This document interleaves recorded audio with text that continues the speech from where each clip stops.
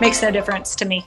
If it doesn't have to be at mid-year, be at the area showcase, it makes no difference. I just want to see that the candidate has made an effort to, talk to us, get a feel for us. We can get a feel for them. But it doesn't make a difference if it's at either one. The scale of the showcase really isn't as important as their interest in the residency program itself. So if I'm meeting you at ASHP mid-year and you're from, a far off state, I'm not going to hold that against you versus like seeing the local residency program students. I might think that I'd be more likely to get an in-state resident, but I'm not going to hold it against them or not take it as seriously. Not this year, but the year before, all of our residents were from out of state and all over the country. And so to me, that's not a big deal. The ones that I was really impressed with last year are the ones we met at mid-year or met at one of the local showcases, and they were interested enough to try to schedule like a preceptor shadowing. And they shadowed our preceptors, and we kind of showed them around the facilities, what a normal day was like, what they could expect. And when you do that, it really shows that you're interested in the program, and then you really get a good idea of whether or not you'd be interested in the program. I don't know that there's a whole lot of difference for me, because I feel like those showcases really are an opportunity for the student to see the program, and it's not so much the opportunity for me to see the student. I will recognize faces and names if I've seen them a couple times, but I really think that's your opportunity to get a read on the program. I think you can tell a lot by how the RPD and the residents interact while at that showcase and how they talk to you, and how, even watching them from afar and seeing how the RPD interacts with their current residents. I think you can learn a lot there. So I don't know it's so much different that I would say, oh, you need to make sure to come see in a smaller setting versus larger, as long as you're getting the information about the program that you want. It's really important that not attending a meeting doesn't prevent a student or a candidate from being evaluated or given a higher ranking with, selection for interview. That's actually not necessarily a contributing factor. But what I think it does do is a couple of things. It allows the candidate to write a better letter of intent because they have a better understanding of the program that they're actually applying to. I think it also helps the resident to have a better understanding of the dynamic of the team members that are there.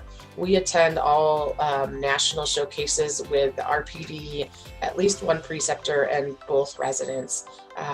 What's most interesting to me is that very few candidates will seek out speaking to me as the program director. And so the ones that do are usually the ones that get remembered, because I have very few that will brave them, take the brave step past the residents to actually seek out talking to me. And I think that the ones that do have a better ability to come into an interview a little bit more relaxed as well, because they kind of have some familiarity. My face is familiar, the residents' faces are familiar, the preceptors, and so there's just a little bit of that. I know kind of who I'm seeing, at least some of them. And so we haven't seen a tremendous difference between, local or state or national conferences.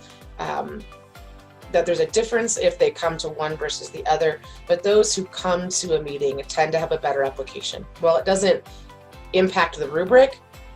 It seems to impact, like I said, the letter of intent most importantly, and then just having an understanding of what they're kind of getting themselves into if they apply to our program.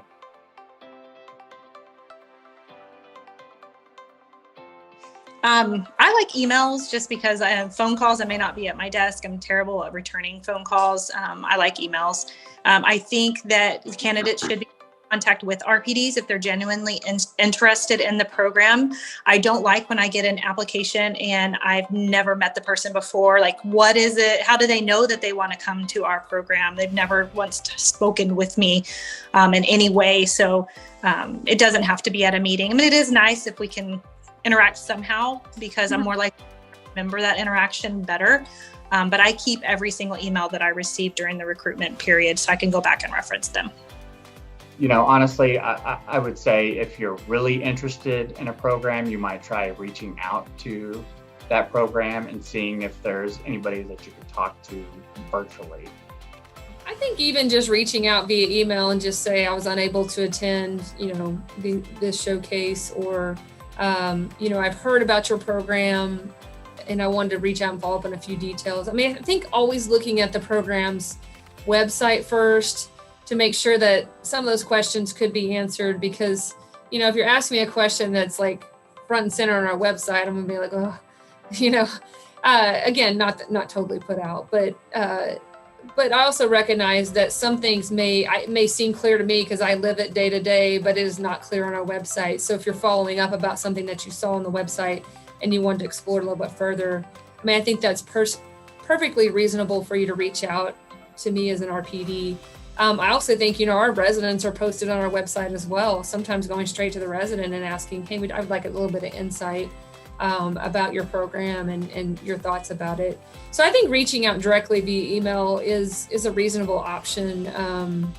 We're all right now learning how to operate in this virtual environment. So we just created some videos that we'll be posting soon to our website that have different people talking about our program. And I think those will be helpful for you to see how those people, again, you can tell a lot by how people talk about their program and the things that they say. And so, I think a lot of those will be helpful as well, is just to kind of peruse their website and then reach out if you have follow-up questions. Had that happened before, and it's totally acceptable. And so typically they'll send an email to me as the program director, and then depending on the types of questions, we can I either will have them, depending on if it's appropriate, have the residents answer it. I'll put them in contact with the residents. We've also set up times for them to meet via Zoom with residents.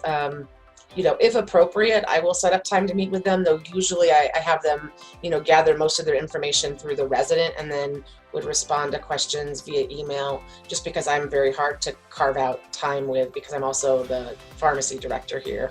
So a couple hats to juggle. But I think the most appropriate way is to send me an email with the list of questions that they have, and asking what would be the best way to resolve those.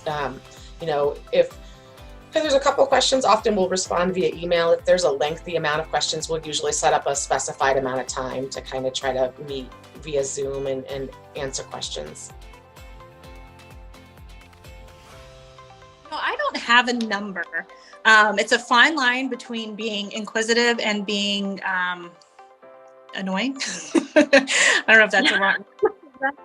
But I like to see that they make attempts. I have no problems if they come to me at the area showcase, the state showcase, and the national showcase, because we're trying to get a feel for each other.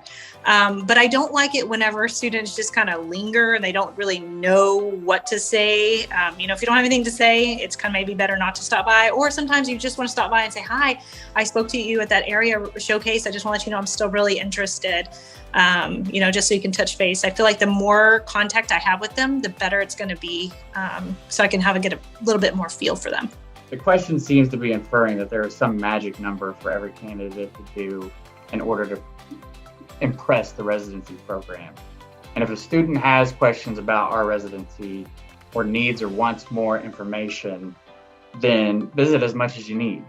The interactions need to be authentic. So if sincerity is lost, then it would leave a bad impression. I'm like, they're just coming around because they think there's some magic number to hit. Again, that's the type of question that I would think where they're trying to rehearse all their answers and leave a perfect impression, when you really should be trying to match with the program on a deep level. Mm-hmm. Who you are, the program's going to be who they are. And then if you match, then it'll be a great fit. Oh, that's tough, because it depends on if they're following up. If it's a legitimate follow-up of something that I didn't explain well, or something that's not well established on our website, then I guess as many times as it takes for us to clarify the answer. But I do think probably there is a fine line between, following up just to follow up. So I think looking at the intention behind your follow-up is probably the better way to look at that versus the number of times. I mean, obviously I'm going to remember some names that were emailed to me, but some names I may, I may answer the email and, that name kind of fall off my radar. So I think if you're doing it just for the purpose of staying on radar, again, if you have a legitimate need, I think that's fine. But if it's not legitimate, or, I hate to say legitimate, but if it's not something that really needs clarifying, then I would say, you could probably hold off on that additional contact. Yeah, there's definitely that. I really think that if we've talked to you, it's not bad to say hello at another meeting. I think where it's appropriate is if you're coming, we do have students sometimes that come in earlier pharmacy years. They're not right about to apply. And so it's less uncomfortable or detrimental if they come around right before they're going to apply to gather more information, see what's changed. I would say otherwise, we've had candidates who kind of find us at every meeting. And that does become a little bit concerning because it's a little intense. And so I would say if they've had the opportunity to speak with the program director once and in detail, outside of maybe just stopping by and saying, oh, I saw you, I wanted to say hello, once is probably enough.